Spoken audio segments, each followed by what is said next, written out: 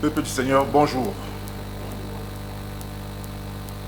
Le groupe élèves étudiants emploie ma modeste voix, premièrement pour rendre grâce à Dieu qui nous fait des témoins privilégiés de sa grâce en ce jour, nous donnant le souffle de vie pour annoncer sa bonne nouvelle.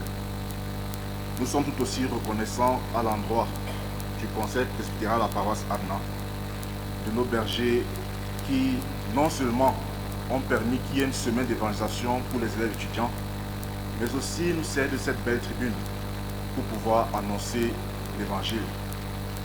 Enfin, je suis ce tout petit Louroupo qui dit merci au groupe d'étudiants d'avoir jeté son dévolu sur le serviteur inutile que je suis. Nous avons lu tout à l'heure dans 2 extraits. Le premier est celui de l'apôtre Paul, son épître aux Corinthiens. Paul est l'apôtre des gentils. Paul est ministre de la Nouvelle Alliance. Le texte dont nous venons de faire lecture fait état de ce qui prend la peine de préciser au peuple de Corinthe qu'il est suffisamment dévoué pour ce qu'il sait si bien faire, qu'il n'a pas besoin qu'on lui accorde une quelconque gloire, un quelconque privilège parce qu'il sait annoncer l'évangile. Bien plus, il n'a pas besoin de recevoir un salaire pour annoncer l'évangile. C'est une mission personnelle, c'est un devoir personnel, c'est un feu qui brûle en lui au point où il le fait sans exiger quoi que ce soit. C'est sur ce verset que nous sommes appuyés pour formuler la thématique qui a guidé nos échanges durant toute la semaine d'évangélisation, à savoir mon implication pour gagner les âmes. Le deuxième texte est celui de l'apôtre Jean. Jean est, comme nous le savons tous, le plus intime de Jésus. Son évangile est différent des 3 autres évangélistes parce qu'il a non seulement été écrit bien plus tard, mais aussi il est chargé d'une profonde révélation au sujet de la vie de Jésus. Dans ce texte, Jean fait état du caractère intentionnel de Jésus-Christ. Christ est préoccupé par quelque chose de fondamental. Il faut, j'ai encore des brebis qui sont hors de cette bergerie. Il faut que j'aille les chercher et qu'il y ait un seul troupeau, une seule bergerie. C'est le verset 16 sur lequel nous sommes fondés pour bâtir la thématique qui va diriger justement ce culte de clôture, à savoir porter le fardeau de l'évangélisation. Dis à ton voisin, porte le fardeau de l'évangélisation. Nous procéderons en 2 temps. Il sera premièrement question de définir les termes clés, parce qu'il y a une importance capitale dedans. Ensuite, nous allons voir le caractère qui convient, qui sied à celui qui porte le fardeau de l'évangélisation. Si nous prenons la première partie, porter le fardeau de l'évangélisation, il y a là-dedans 3 principaux thèmes. Porter, fardeau et évangélisation. Porter, dans son sens littéral, signifie prendre quelque chose et déposer quelque part. Mais si nous tenons au contexte, nous sommes remontés aux écritures grecques et nous avons trouvé que porter renvoie à féros, qui signifie mener un processus, conduire, aboutir à. C'est ça que signifie porter. Le fardeau, dans son sens littéral, le dictionnaire Larousse en donne plusieurs définitions. Le fardeau est une charge qui est lourde. C'est ce qui pèse. Et donc, s'il faut faire une compréhension contextuelle de ce texte, on va se rendre compte que le fardeau est une lourde responsabilité. C'est un devoir de mémoire. C'est une motivation personnelle. On a enfin évangélisation, qui est dirigée par la racine évangile. Qu'est-ce que l'évangile? Ou mieux encore, d'abord, qu'est-ce qui n'est pas l'évangile?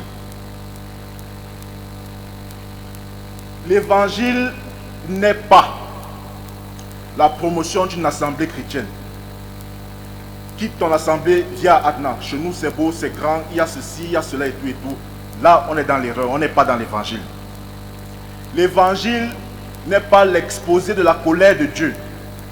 Frère, donne ta vie à Dieu, sinon tu iras en enfer. Là-bas, il y a le feu, il y a la gêne, on brûle là-bas. Il faut que tu fasses attention. Sinon, est-ce que tu as déjà mesuré un feu qui brûle ardemment? Non, non. Jusque-là, on n'est pas dans l'évangile. L'évangile n'est pas les 4 évangiles. Matthieu, Marc, Luc, Jean. C'est une appellation théogène, mais qui en réalité renvoie à des récits qui parlent de la vie de Jésus, dans le but d'illuminer notre entendement sur ce que Dieu attend de nous. Alors, qu'est-ce que l'évangile? L'évangile est l'exposé de l'amour de Dieu manifesté en la personne de Christ, né d'une femme qui ira mourir à la croix pour nous, a été enseveli, est ressuscité, est monté et règne à la droite de Dieu. Voilà ce que c'est que l'évangile. C'est ce message-là que Dieu nous amène. C'est le message qui nous invite à porter pour le salut des âmes. Et donc, si on a compris ce que l'évangile, on comprendra assez facilement que l'évangélisation est un mouvement global de propagation de l'évangile d'abord et ensuite d'extension du royaume de Dieu. Nous sommes trop peu nombreux ici. Il faut une extension. Et pour cela, Dieu compte sur chacun d'entre nous. Alors, s'il faut donc résumer, à partir de l'explication de tous ces thèmes, on peut comprendre que porter le fardeau de l'évangélisation, c'est mener une vie qui est suffisamment consciente du salut reçu en Jésus-Christ et qui s'engage à annoncer ce message-là pour sauver les vies, pour sauver les âmes sur la terre.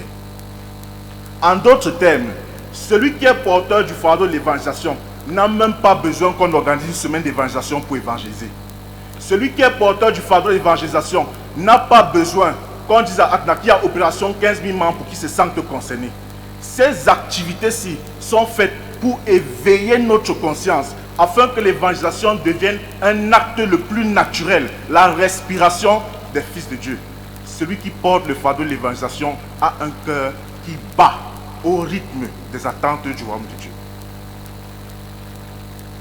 Alors, il y a donc un caractère qui convient pour porter le fardeau de l'évangélisation. La Bible déclare dans Matthieu 28, c'est clairement écrit, « Allez, faites de toutes les nations des disciples, les baptisant au nom du Père, du Fils, du Saint-Esprit, et enseignez-les tout ce que je vous ai prescrit. » Il y a 3 verbes fondamentaux, « Allez, faites, enseignez », qui sont conjugués à la deuxième personne du pluriel, à l'impératif. C'est vague, c'est large. Maintenant, il faut que toi et moi, nous puissions nous approprier ça. Chacun puisse s'engager réellement en disant que, ok, Seigneur, tu as parlé à toute la terre, mais si tu cherches une âme, si tu cherches quelqu'un qui peut faire ce travail-là, au milieu du chaos du monde, Seigneur, me voici. Je suis disposé, je suis disponible, Seigneur, envoie-moi.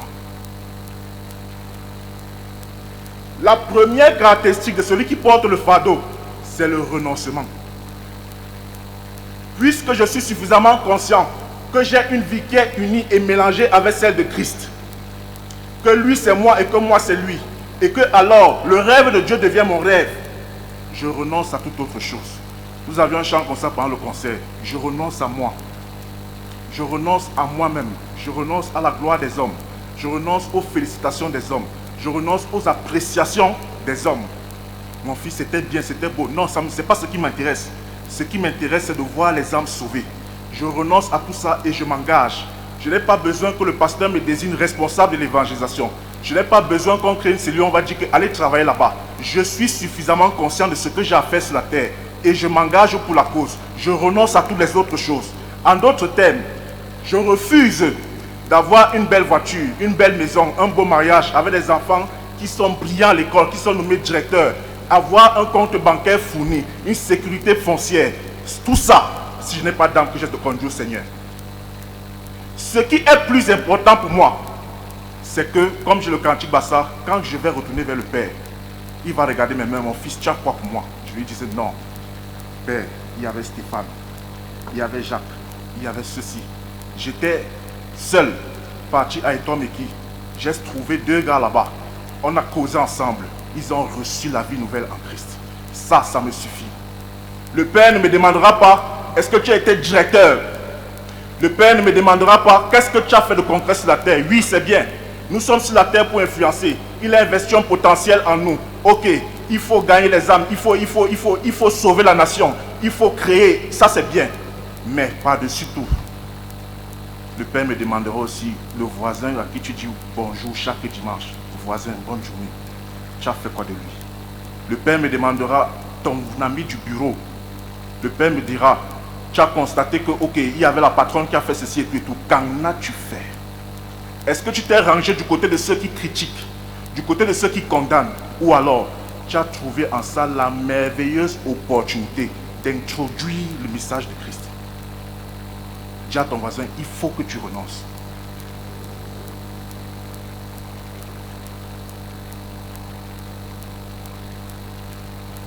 La deuxième caractéristique du porteur de fardeau, c'est qu'il doit s'équiper et se bâtir. C'est trop beau de penser que parce qu'on a compris l'évangile, on peut se lever un matin et on va annoncer l'évangile. Non, frère, il y a un processus là-dedans. Nous venons de lister 4 étapes. Comprendre l'incarnation, comprendre la mort et la résurrection de Christ, son ascension et son assise. C'est ce que nous avons résumé dans le livre que nous voyons par la formation en disant la vie épanouie. La vie épanouie, c'est la vraie vie que Dieu a prévu que tu mènes sur la terre. Une vie dans laquelle tu es en paix. Une paix que toi tu ne comprends pas. Ce que Dieu appelle la paix qui surpasse l'intelligence. Tu restes comme ça, tu as facture à payer, tu as enfant à voir à l'école, la voiture tombe en panne. Mais on dit que c'est quoi? Non, tu dis je vais très bien. Pas pour te vanter, parce que c'est vrai. Tu es suffisamment conscient que le mélange entre Christ et toi fait en sorte que ce qui te concerne le concerne. Ce qui te dérange le dérange aussi.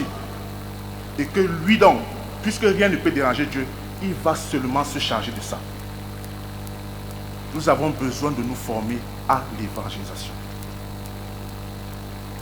Je suis surpris, en tant que président de la CELCOM, nous faisons le maximum d'efforts pour communiquer sur les programmes de la paroisse, particulièrement celui sur la formation sur le disciple-là. On a même disséqué en tranches horaires, en disant ok. L'évangéliste a dit, faisons tout pour que quelqu'un n'ait pas une excuse. Il y a la session de 10 heures pour les retraités, la session de 14 heures. Pour ceux qui auraient un peu de temps libre, la session de 18 heures. Et jusque-là, on n'est que 10, 15, 20, 22. Après, on redescend à 8. Pour être dans la communication confessionnelle depuis plus de 5 ans, je connais des endroits où on paye très cher pour avoir le syllabus de la formation au disciple qui est offert gracieusement à Anna. Il faut quoi pour que tu t'y mettes? Quelle est l'excuse que tu vas sortir? Oh, je n'ai pas un taxi. Ce n'est pas mon appel. Et puis, non, laisse. On doit faire ça. La troisième chose qui concerne le porteur du fardeau, c'est que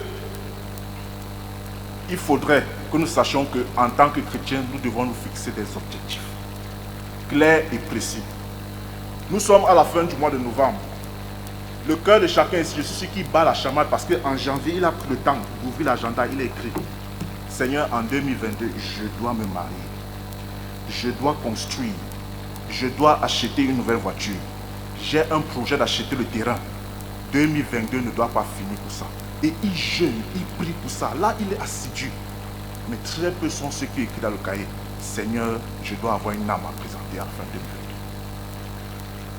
Qui peut dire qu'il a fait ça? Qui a essayé de varier en disant que Seigneur, ma marche chrétienne n'est pas constante. Je réussis à prier le lundi, le mardi, je saute le jeudi, je fais la prière et puis Seigneur, tu sais que je suis parti. Et puis je reviens le dimanche, Seigneur, non. Il faut que chacun puisse se fixer des objectifs clairs. Dans ton chronogramme d'objectifs, il doit avoir l'évangélisation. À quoi sert ton samedi dans l'après-midi? À quoi sert ton dimanche après le culte? Il faut enfin que tu décides par jour, par semaine, par mois, par trimestre et enfin par an. Je suis sûr que tu comprendras à quel point le temps ne t'appartient pas et que tu dois te gérer dans le temps. Derrière ce collègue qui se plaint tout le temps au bureau, oh chez moi, on fait ceci, on fait cela et tout. Non, moi je comprends qu'il y a une merveilleuse opportunité là de démontrer à ce monsieur que non, en Christ, tout ça est réglé. Il n'est pas bon que dans la famille tu sois divisé. Il n'est pas bon qu'il y ait ceci, il y ait cela et tout. Derrière cette situation conflictuelle que tu as tout le temps avec les membres de ton église, tu fais le culte en français, tu sors du culte en français, la personne t'approche même pour dire bonjour, tu dis bonjour. Le cœur est noir. Quand tu as chanté tout, joyeux, bénissons le Seigneur, le cœur est noir. Il prend sur lui, il détruit sa personne. Parce que je vais vous dire une chose, c'est que pour demander pardon, il faut vaincre sa propre chair. Même la chair que vous voyez ici n'aime pas demander pardon. La chair aime revendiquer ses droits, ses préférences. La chair aime toujours dire, non, moi aussi j'ai pourtant fait ça, pourquoi lui n'a pas? Non, quelqu'un lui a traversé toutes ces étapes-là. Il vient vers toi, il introduit son bonjour. Bonjour, ouais, tu es parti. Ce sont des objectifs que tu dois te fixer. Il y a combien de personnes dans ton répertoire à qui tu n'adresses pas la parole? Tout est un enjeu pour l'évangile. Il y a combien de personnes dans ta famille à qui tu n'as pu dire bonjour? 2022, 12 mois vont passer comme ça. Tu traînes toujours un problème qui s'est passé en 98. En 98, lorsqu'il y avait le deuil de notre frère, il avait 22 ans plus tard. Tu es encore là. Non. Ce n'est pas bon. Fixe-toi des objectifs. En te fixant des objectifs, tu donnes un sens à ta marche. Tu donnes un sens à ta vie. Tu donnes un sens à ce que tu fais dans ton quotidien. Je vais vous dire une chose. Si votre agenda par jour n'est pas bâti avant que vous ne sortiez de votre maison, vous serez voué à marcher selon la direction du vent. Si par jour vous ne planifiez pas ce que vous avez à faire, le monde se chargera de planifier pour vous et va vous conduire dans sa planification. Si par jour vous ne décidez pas de ce que je veux faire et ce que je ne dois même pas faire, vous êtes comme le bateau qui est en mer. L'eau vient du côté-ci, le bateau part. L'eau vient du côté-ci. Malgré qu'il y ait un pilote, rien à faire. Il faut que ton évangélisation devienne concrète. Je cible qui? Ça commence par des choses les plus petites. D'abord, je prie pour combien d'âmes? Il y a des gens qui sont suffisamment contents de la situation qui règne dans le Cameroun. Il y a des gens qui sont suffisamment conscients de la manière dont les choses se passent. Ça ne leur dit rien. Il vaut mieux que les choses continuent ainsi, pourvu que moi, ma part de vie avance. Non, ça ne peut pas donner. Combien de personnes de ta famille remets-tu entre les mains de Dieu chaque matin? Est-ce que dans ta prière, Dieu peut aussi entendre, Seigneur, samedi, je voudrais aller du côté des étudiants de Ngouakele. J'ai un fardeau pour les jeunes. Je veux voir la jeunesse suffisamment consciente de ce que tu as fait à la croix pour sortir de cette déviance, pour sortir de la tricherie. Je veux que la jeunesse comprenne qu'il est encore possible dans ce Cameroun de passer le concours l'ENAM sans avoir quelqu'un. Je veux que la jeunesse comprenne qu'il est encore possible dans ce Cameroun d'avoir un emploi décent sans connaître X et Y. Je veux que la jeunesse de ce Cameroun comprenne qu'il est encore possible de gagner dignement sa vie sans verser dans les pratiques mondaines. Tu pries pour ça comme ça. Et toi, tu vas me dire, descends sur le terrain. Hier, j'ai pu évangéliser quelqu'un en langue anglaise. Yes, buddy, yes, how are you? Et tout. On a engagé. Il croyait que c'était la blague. Il a reçu Christ dans son cœur. Parce que c'est le Saint-Esprit qui nous capacite. On ne fait pas de nous-mêmes. Les multiples formations que tu fais, ne les néglige pas. C'est une barque. Vous voyez dans Luc 5, on dit que les apôtres ont cédé leur barque à Christ pour qu'il puisse traverser le lac de Tibériade avec. Tout ce que tu as pu faire depuis que tu es né, ton cursus scolaire, académique, tout ça c'est ta barque. Le jour où le plan de Dieu entre en action, c'est là que tu vas redécouvrir pourquoi tout ça est important. Tu cèdes. Tu n'es pas directeur pour rien. Tu n'es pas chef d'entreprise pour rien. Dieu a un plan derrière. Chacun d'entre nous, Dieu l'a positionné dans une sphère de la société pour que là-bas, il aille impacter. Qui mieux qu'un député chrétien pourra évangéliser l'Assemblée nationale? Qui mieux qu'un sénateur fervent croyant pourra changer le sort de l'hémicycle, de la chambre haute? Qui mieux qu'un ministre fervent croyant pourra être celui sur qui Dieu compte pour changer l'histoire du gouvernement au Cameroun? Qui mieux qu'un conseiller technique à la présidence pourra même être l'acteur prophétique sur Dieu, sur qui Dieu compte pour aider le président de la République? Voilà, bien aimé, ce qui doit constituer nos véritables attentes. Voilà, bien aimé, ce qui doit brûler dans nos cœurs au quotidien. Tu n'as pas besoin de motivation pour ça. tu as besoin de comprendre à quel point Christ t'a aimé, t'a choisi et tu es privilégié. Toi-même, tu vis déjà les merveilles du salut. Et alors, tu te lèves. Tu dis, je refuse de voir le monde continuer comme ça. Retenons que l'évangile est cette expression glorieuse de l'amour de Dieu pour nous. En retour, Dieu veut transférer le fardeau qu'il avait à la croix. Là où il a porté tout ce qui peut exister comme péché à la croix pour sauver l'humanité. Maintenant, il dit toi aussi, en tant que racheté, en tant que personne choisie, investie, je veux compter sur toi pour changer le cours de l'humanité. Allons-y ensemble. Faisons ce job. Faisons cette mission. Dieu n'a vu comme si Dieu n'a personne d'autre que toi pour faire ça. C'est la seule manière de vivre sa destinée. Fais ça comme si, à part toi, il n'y a personne. Tu te regardes, tu dis que mais si je ne fais pas ça, qui va faire? C'est ça les choses qui ont poussé Paul à dire que malheur à moi si je n'annonce pas. C'est une déception personnelle. C'est une honte. J'occupe la terre inutilement si je ne remplis pas ce devoir.